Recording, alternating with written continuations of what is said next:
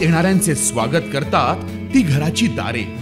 आपले घर, बंगला, ऑफिस, फार्म हाऊस यासाठी सुंदर डिझाईन केलेली jumbo French door, safety door आणि तीही 18 गेज GI सेक्शन मटेरियल वापरून आणि 80 मायक्रॉन पावडर कोटिंग केलेली, संपूर्णपणे मेंटेनन्स फ्री, नजर खिळून राहील असे आकर्षक सर्व प्रकारचे डोर्स मिळण्याचे नाशिक मधील एकमेव नाव शिवाय एंटरप्राइजेस।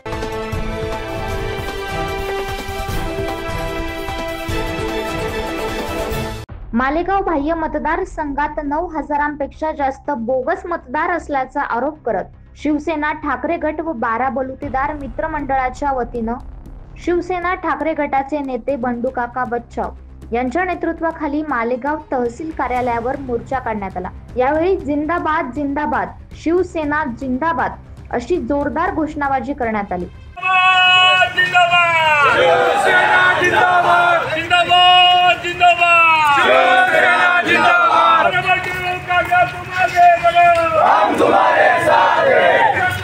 विधानसभेच्या मालेगाव बाह्य मतदारसंघाच्या यादीची तपासणी केली असता एकाच व्यक्तीचे नाव व छायाचित्र 2 ते 4 ठिकाणी आढळून आले आहेत। बोगस मतदान करण्याच्या हेतूने ही नावे समाविष्ट करण्यात आली असल्याचा आरोप यावेळी करण्यात आला।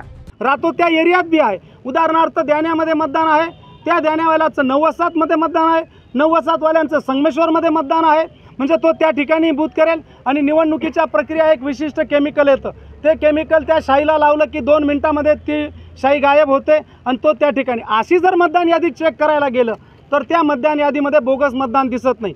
पण उद्या मी माझ्या सोयगावला राहतो, माझंच मतदान मी पुन्हा संगमेश्वरमध्ये नोंदलेलं आहे, पुन्हा मी द्याण्यामध्येही नोंदलेलं आहे, इकडे मतदान करायचं, त्या केमिकलचा यूज करायचा आणि पुन्हा त्या ठिकाणी जाऊन मतदान करायचं, अशा प्रकारची ठरवून एक शातीरपणाने बोगस मतदानाचा चाललेला आहे धडाका। आणि एक मतदान 3-3 ठिकाणी, काही मतदान तर 5-5 मतदान 5-5 ठिकाणी नोंदलेले आहेत। आम्ही ते तहसीलदार साहेबांच्या निदर्शनात आणून दिलेले, पेन ड्राईव्ह दिलेला आहे, आज पोच घेतलेली आहे। यावेळी सदर बोगस मतदार यादीतील नावे तत्काळ वगळण्यात यावी अशी मागणी करण्यात आली, अन्यथा न्यायालयात दाद मागण्यात येईल असा इशाराही आंदोलकांनी दिला। यावेळी 12 बलुतेदार संघटनेचे पदाधिकारी व शिवसैनिक मोठ्या संख्येने उपस्थित होते। 9 न्यूज महाराष्ट्रासाठी प्रतिनिधी अम्रपाली वाघ।